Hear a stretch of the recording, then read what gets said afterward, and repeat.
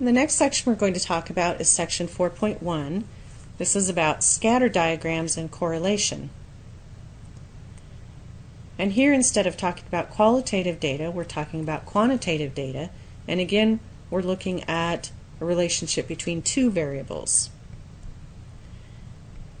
The objective that we're going to talk about is to draw and interpret scatter diagrams. A scatter diagram, you can also call this a scatter plot, is a graph that shows the relationship between two quantitative variables measured on the same individual. So each individual in the data set is represented by a point in the scatter plot. The explanatory variable is plotted on the horizontal axis. The response variable is plotted on the vertical axis.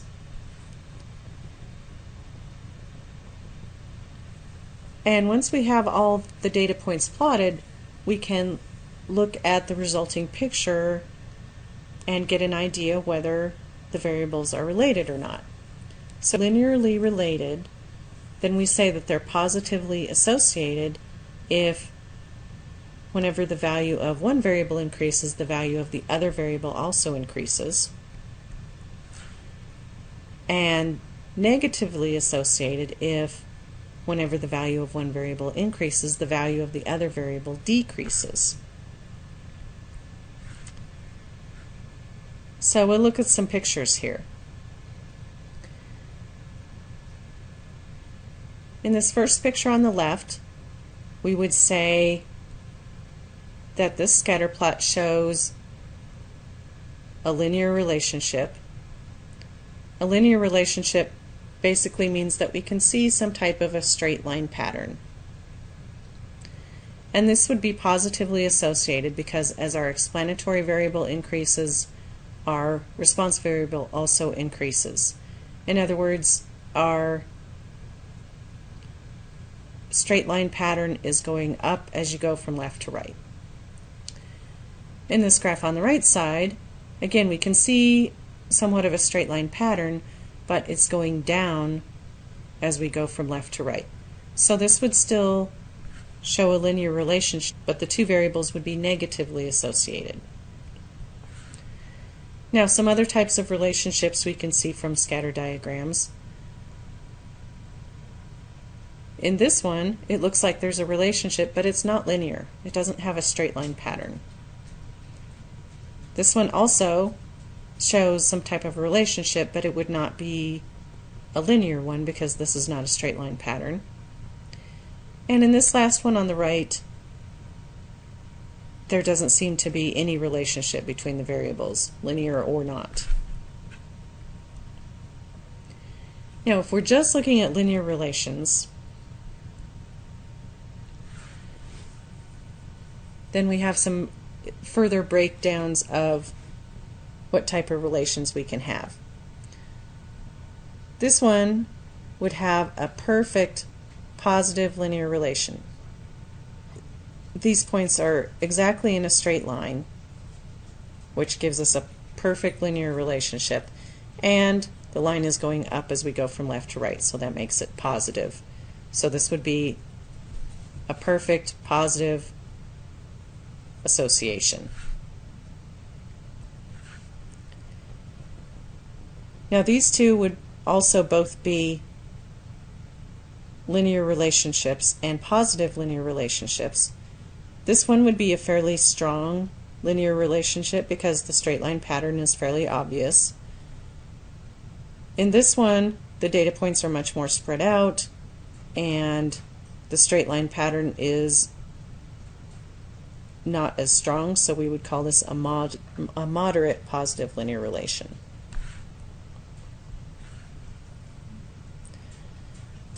Here are the other types of linear relationships we can have. This one, again, since we have a perfect straight line pattern, but it's going down from left to right, this would be a perfect negative linear relation. And then here we have a strong negative linear relation because the straight line pattern is still fairly obvious. And in this one, the straight line pattern is quite a bit harder to see So this would be a moderate negative linear relation.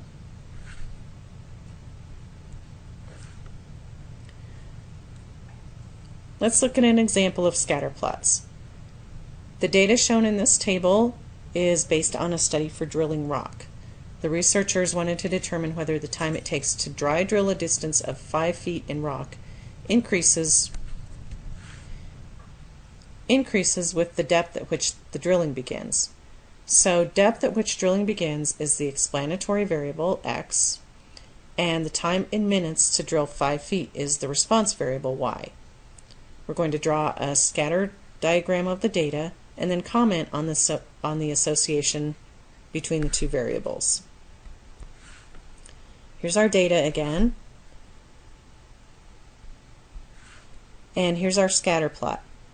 So notice again that each one of these rows in our data table becomes a point on this graph. So if we look at this first one, our x is 35 and our y is 5.88. So all we're doing here is plotting points, just like you would have done in an algebra class. So this point would be 35 for the x. For this point we'd have 35 for the x and 5.88 for the y, and so on. Each one of these points on the graph represents one of these rows on the table. Now, looking at our scatter plot, there's not a strong straight line pattern here, but it does appear that in general the data points go up as we go from left to right. And it's somewhat of a straight line pattern. So we would say that our two variables are linear related with a moderate positive association.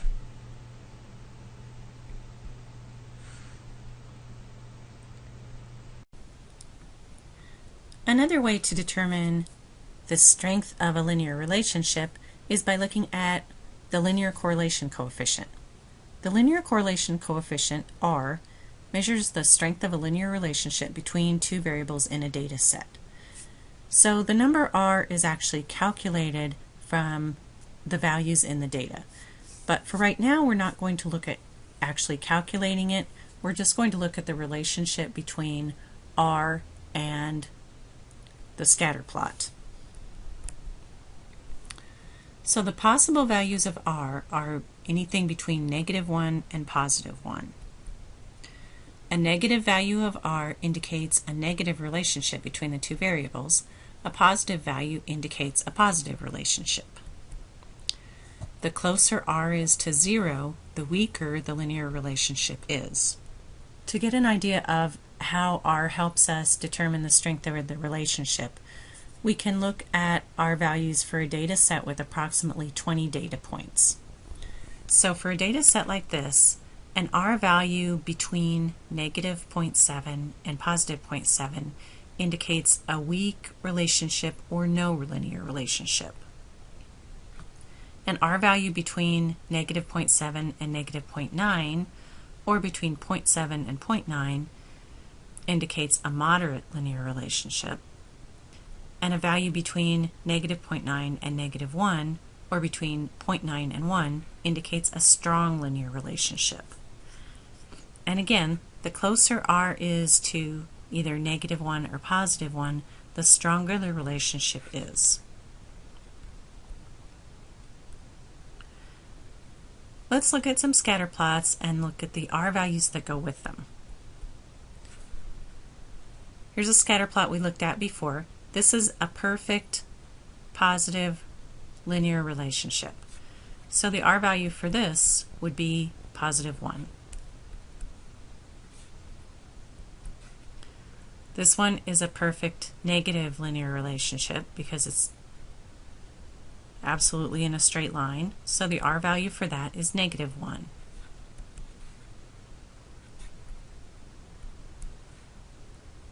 Now in this scatter plot, there is no relationship at all. So the R value for this would actually be 0. So if the R value is 0 or close to 0, then we just say there's no relationship. For this scatter plot, we can see that the data is going down as it goes from left to right. So this would have a negative relationship. And we can see that there's somewhat of a straight line pattern. The R value for this data is actually negative 0.846. Remember, the negative indicates the negative relationship. 0.846 would tell us that we have a moderate negative relationship. And again, the values that we looked at on the last slide work for a data set with approximately 20 values. For more data values or less data values, it changes those cutoff points a little bit. But this one would be a moderate negative relationship.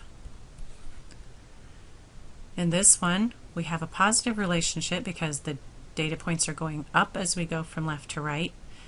This one looks a little bit stronger than the one over here.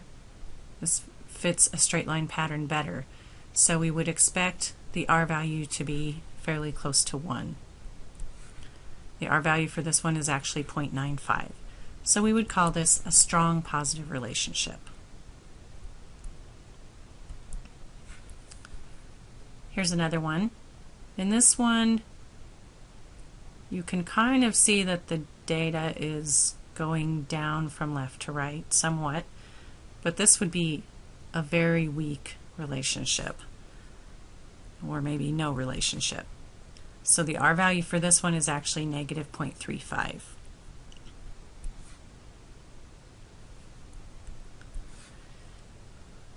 In this one, we can see that the data is trending up from left to right.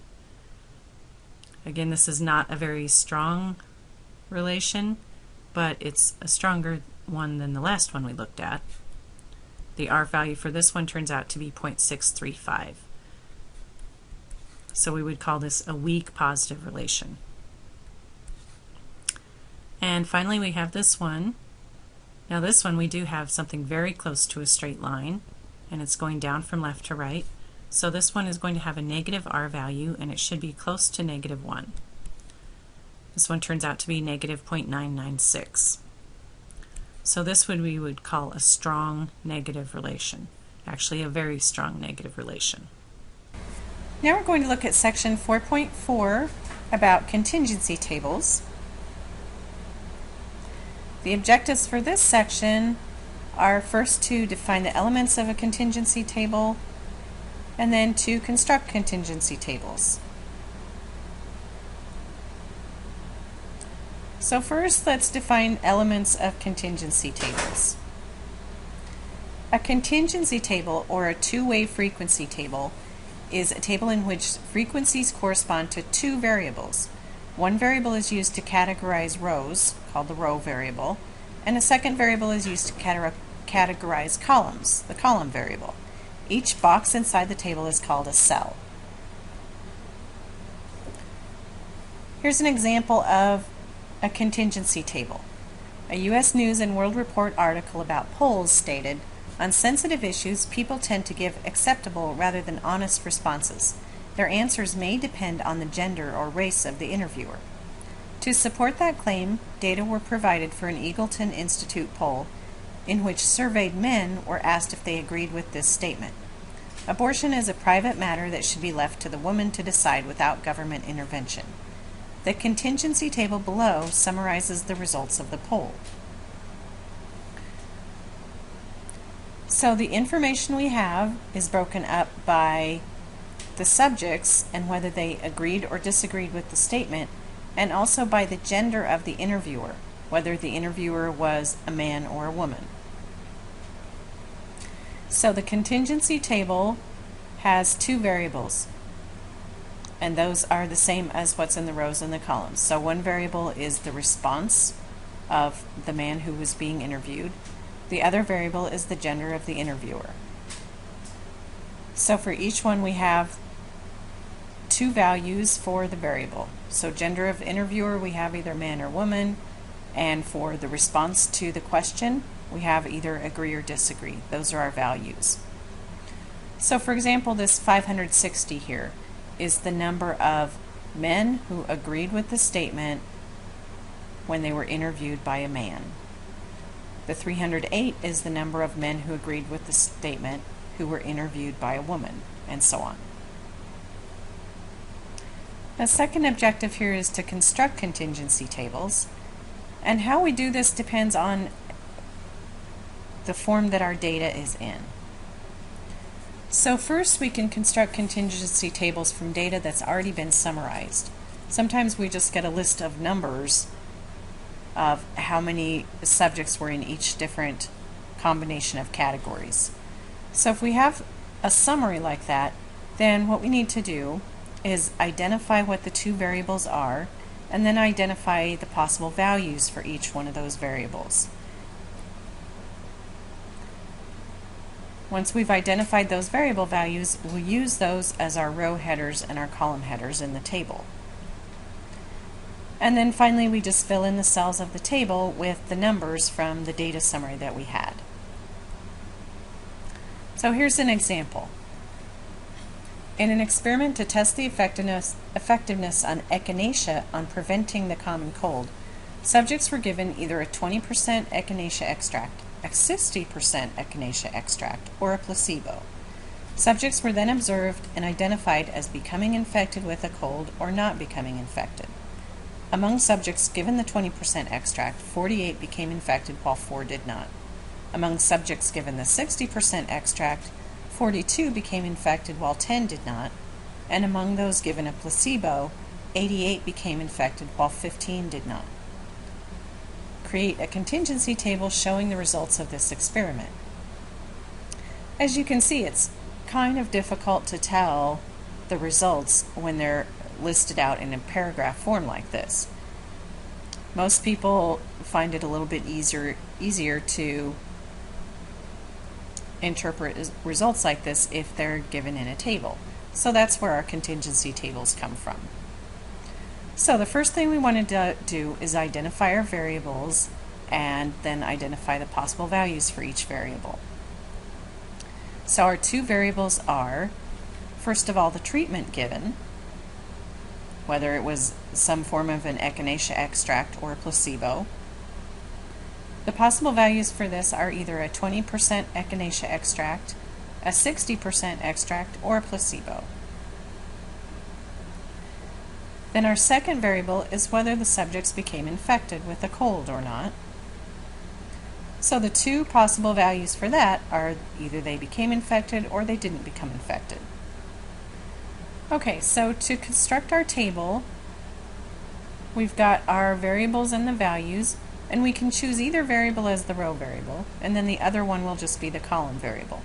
So if we choose the infection status as the row variable, then our table is going to look like this. So for our row headers, we've got the two values for that variable, so infected and non-infected.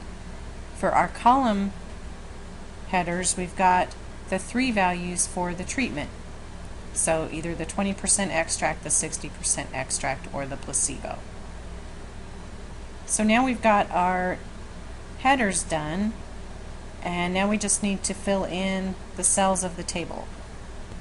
So here's the information that we were given with the actual numbers. So we're just going to put these in the appropriate places in the table. Here's the table that we started with. So we can just go through this, and here we've got the subjects that were given the 20% extract, so those numbers are going to go in this column. So 48 became infected, 4 didn't. So we're going to have a 48 here and a 4 here. And then we go over to the 60% extract and we get 42 and 10, and for the placebo we've got 88 and 15. So here's the table with all the numbers in it. If we want to give ourselves a little bit of extra information, then we can do row totals and column totals as well.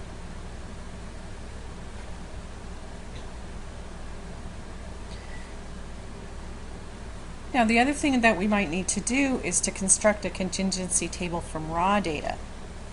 This is a little bit harder, especially if the data set is very large. So if the data set is pretty small, then we can do this by hand, just by counting up how many observations are in each combination of categories. Otherwise, we want to use software, either some type of statistical software. We're going to use StatCrunch in an example. Or if you have the information in Microsoft Excel, you can do pivot tables if you know how to do that. So we still have to start out by identifying the two variables and the values for each one. And then again, we use those variable values as row and column headers.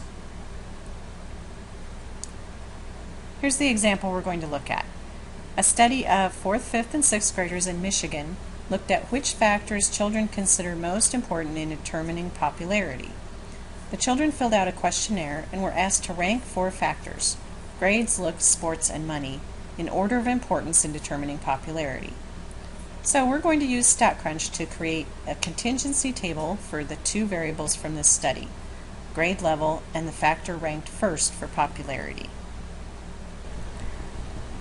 So this data set is in StatCrunch already, so I've signed into StatCrunch. This data set is in our class group, so if you'd like to follow along, you can go to my StatCrunch and log in and go to our class group. So I'm going to our class group. Here it is right at the top, ACC Stats Fall 14. So I'm just clicking on the thumbnail. That takes me to the group, and notice it has a data sets preview down here, but if we want to see all the data sets for our group, we can just click on the 19 data sets up here. Just click on the word data sets, and that will show us the complete list of data sets for our group. And I'm going to scroll down here to the Popular Kids Study, and this has a more complete description of the subjects and the different questions that were on the questionnaire that the kids filled out. So let's just look at the data set.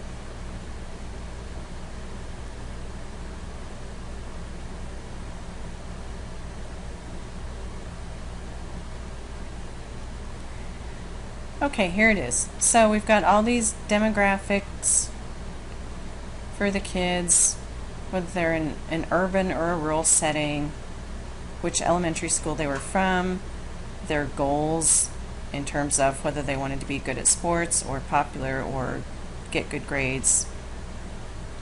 And here is one of the variables we're interested in, which factor they ranked first as being more important for popularity: grades, sports, looks, or money. So we want to do a contingency table that uses that variable versus what grade the child was in, so grade 4, 5, or 6. In order to do that, we're going to press the Stat button here. We want to go to Tables, and we're doing a contingency table. And this one we're using raw data, so we'll tell it with data.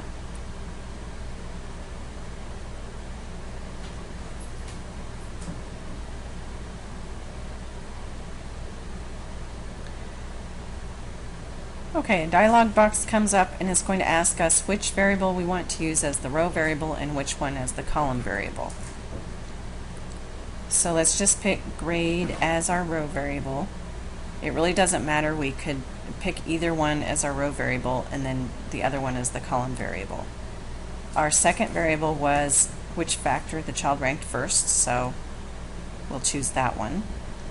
Now if we wanted to filter our data before we did the contingency table, or if we wanted to group it by some other factors, we could use these 2 tools, but we're not going to do that here. So I'm going to click on Next at the bottom. If we wanted relative frequencies in addition to our regular frequencies, we could click here where it says % of total. That would give us a relative frequency for each cell in the table. Or if we wanted to know what % a certain cell had in its own row, we could click row %. If we wanted to know a % in each column, then we could click column %. But right now we're just looking for frequencies, so we're not going to check any of those boxes.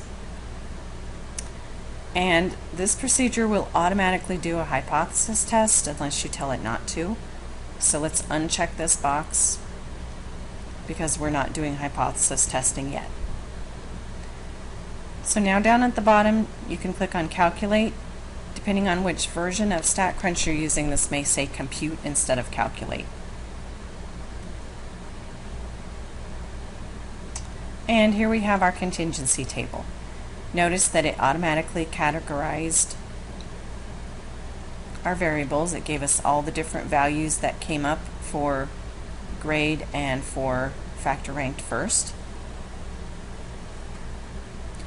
Now if we want to save this contingency table, we can either save it to our StatCrunch account, you can copy it and paste it into a document, or you can print it. So what I'm going to do is save it to my StatCrunch account. So here it says export to my results. That's what I want to do. And I'm going to name this so that I know where it came from.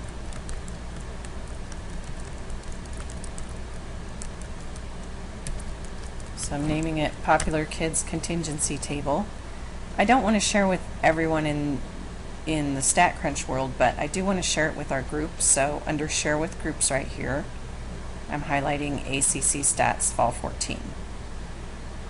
And if I want to write some notes to myself so that I know more about this, I could put that in here. Tags are to make it easier to search for this. So now I'm going to click on Export at the bottom. And that saved it to my StatCrunch account, and the results should show up in our class group. So if we go back to our class group that we had pulled up, now this has the data sets. I want to go back to the actual group. So I'm just going to go over here and click on the thumbnail again. And notice now up here it says 19 data sets, and it also says 1 result. So if I want to look at all the results for our class, I would click there, and we only have one right now, which is this table. If I want to see the table closer up, I can just click on it or click on the title, and it brings it up.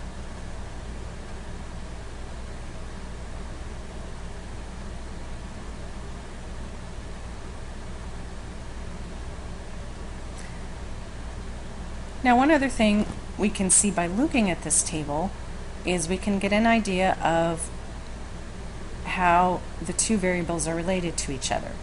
So we have the children split out by what grade they're in, and then we have how many in each grade chose each one of these factors as being the most important for popularity. And notice that money was the factor that was picked the least in any grade. But as far as which other ones were picked, it's different depending on which grade they were in. For example, for the 4th graders, the factor they picked the most was looks. Whereas for the 5th grader, the factor they picked the most was sports. And if we look through the columns here, notice that for grades, the grade level that picked this one the most times was the 5th graders. For looks, the grade that picked this one the most times was the 6th graders. And for sports, the one that picked this one the most was also the 6th graders. So we can see there is a difference between the 4th, 5th, and 6th graders as to which one of these factors they might think is the most important for popularity. Our last section in chapters 2 and 4 is about graphical misrepresentations of data. The objective here is to describe what can make a graph misleading or deceptive. One of the major things that I want you to take from this course is to be, at the very least, an informed consumer. To not be taken in by misleading graphs or statistics that are claimed but aren't backed up with real data or statistically valid studies. So it's important to recognize misleading and deceptive graphs and identify exactly how they are misleading or deceptive. So some graphs simply contain errors, but others are technically correct but misleading or deceptive due to specific design elements. So some of the design elements that can make them misleading or deceptive are using a non-zero axis,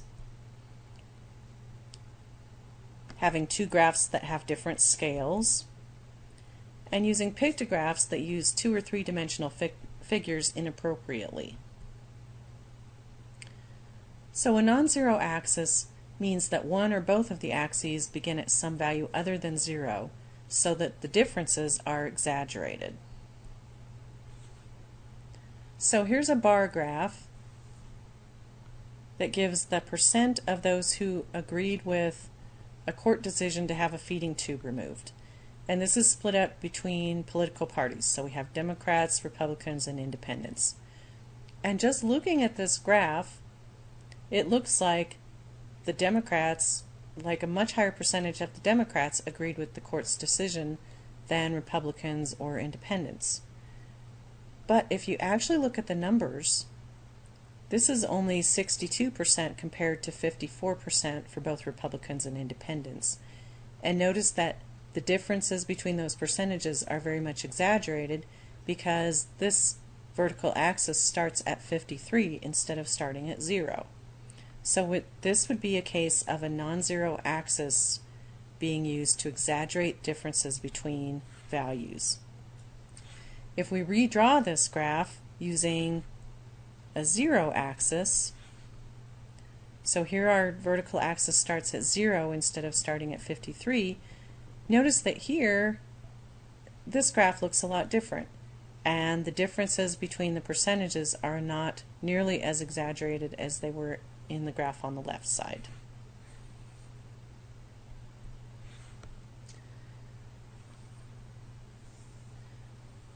Using graphs with different scales is another way to give a misleading picture of two sets of data. So here we have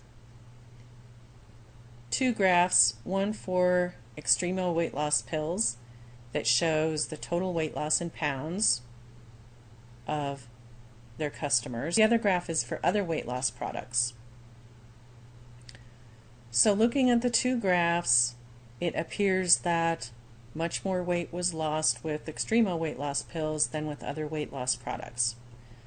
But if you actually look at the numbers on the scales of the graph, the one on the left, the frequency, the vertical axis only goes up to 30, while the one on the right, the vertical axis goes up to 60. So the one on the left is exaggerating the frequencies of customers who lost weight compared to the other graph. Also, if you notice, the horizontal scales are quite a bit different. The one on the left goes up by tens, so the top value here is 50, but the one on the right goes up to 100. So the top weight loss for the Extremo weight loss pills was somewhere between 35 and 45 pounds, while the top weight loss for other weight loss products was somewhere between 90 and 110 pounds. So that's a lot of difference. Now another way that graphs can be misleading is if they use pictographs. And you actually see this quite a bit. Graphs, some of them use three-dimensional objects like money bags or stacks of coins or army tanks, people, etc. to show data. The drawings can create false impressions that distort the data. And one of the ways that this is done is by using either two or three-dimensional figures instead of one-dimensional figures to represent data. Now, if you double each side of a square, the area doesn't just double, it increases by a factor of 4. If you double each side of a cube, the volume doesn't just double, it increases by a factor of 8. So especially using three-dimensional pictures to represent one-dimensional data really exaggerates the differences. Here's an example. The picture that we see here is misleading because it depicts one-dimensional data with three-dimensional boxes.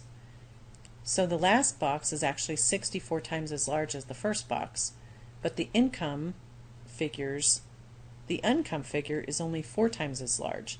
So this is definitely exaggerating the difference between the income for those with no high school diploma, which is 18,734, and the income for those with an advanced degree, which is 74,602.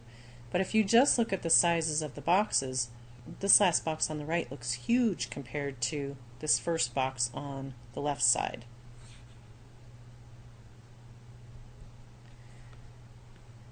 Now let's look at this with just a regular bar graph instead of using the pictograph. And notice here, obviously the income for those with an advanced degree is still quite a bit more than for those with no high school diploma, but the differences are not so exaggerated. This is a much more fair way to represent this data.